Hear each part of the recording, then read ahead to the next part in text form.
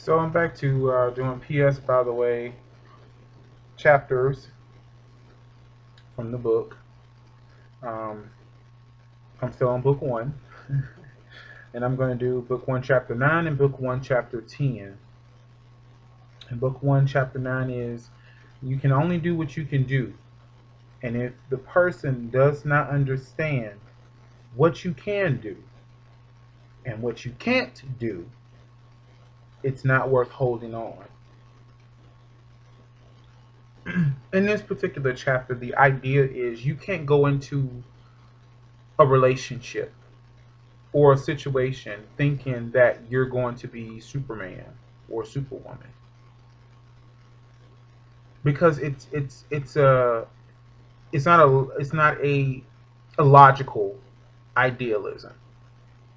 Um, Going into a situation where you think that you can do the impossible um, is somewhat of a setup not just for the person that's involved, but for yourself as well, because you're somewhat setting up unobtainable expectations for yourself because you're trying to do more than what you're really able to do. Um, you can only do what you can do. So if you're a good cook, but you're not a good housekeeper, then you're a good cook. You're not a good housekeeper. That's kind of where the yin and yang comes into the to a relationship, and you begin to understand. Okay, well, I'm not necessarily the best housekeeper, but I can burn in the kitchen. Then you might want to find somebody that's the yang to your yin, um, because you might find somebody that's more suited for keeping house versus cooking. In the relationships that I've been in, the persons that I've been in relationships with aren't necessarily good cooks, but I'm a good cook. So we found ways to find the better way to handle the house. Whether it's I cook tonight and you clean, or or if you don't want to cook, then because you can't really cook. You buy dinner for that night, and I clean up because I don't mind cleaning up. Cleanup is not a big deal for me. I don't mind cleaning up. It's not a this hard tasker for me. Um, I think sometimes people get into relationships thinking that they can do the impossible because it's the relationship is new and it's fresh and it's entertaining and it's where you want to be, but you can't go into a relationship thinking that you're going to be Superman or Superwoman, and it's really a realistic idea. Book 1, Chapter 10. Do not be fooled by a wolf in sheep's clothing. I think everybody has heard that expression before, but not when it relates to relationships per se, because everyone meets the person's representative first. They meet that person first. So if you meet the person's representative first, what exactly do you think that is? Like they're showing you the what's supposed to be like the best parts of them at that time. But over time, you'll begin to see more and more of that person, so you begin to see them. The idea of not being fooled of a wolf in sheep's clothing is that you don't want to be taken advantage of.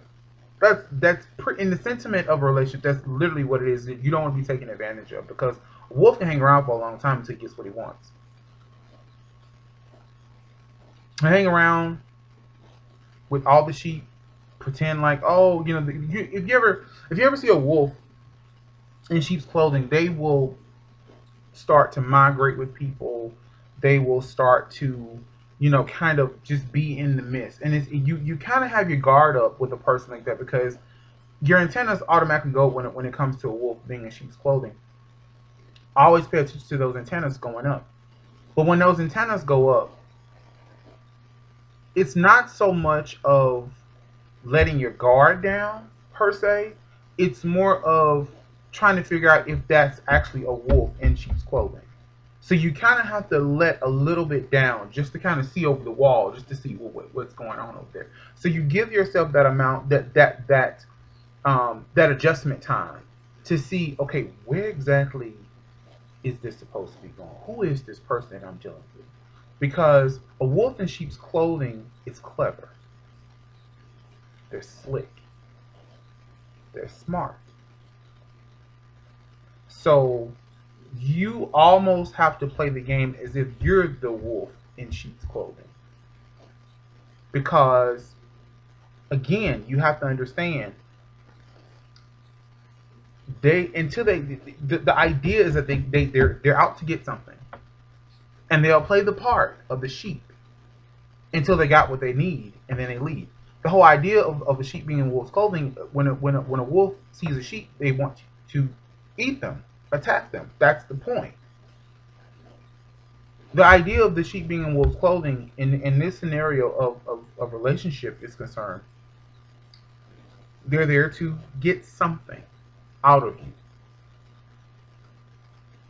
And you have to be cognizant of what actually is going on. And once you become more cognizant of what's going on, it becomes that much easier to detect and deflect, or detect and dispose of, or detect and get rid of. Because that wolf in sheep's clothing is there to do one thing, and that's to take. They're not there to really give anything else. They're there to take. That's the whole point. I'm gonna come back and do start on book 2, chapter 1. If you want to reach me, um, I'm on YouTube as LBJ. I'm on Facebook as LB Jutkins. I'm on Instagram as LBZ01. Um, if you like it, give me a thumbs up. But I will be coming back to do more of these. I've been sidetracked with doing a lot of political commentary, which I'm going to continue to do and post those on Facebook as well, as well as put them on YouTube. But I'm going to do more of the relationship and friendships and marriage and all that stuff as well, because that's kind of my core. Um, Politics kind of comes second, but they kind of slide up to the first place, Matt. So they're kind of neck and neck relationships and marriage. It's kind of neck and neck with politics for me right now. But I'm definitely going to come back and do another part. So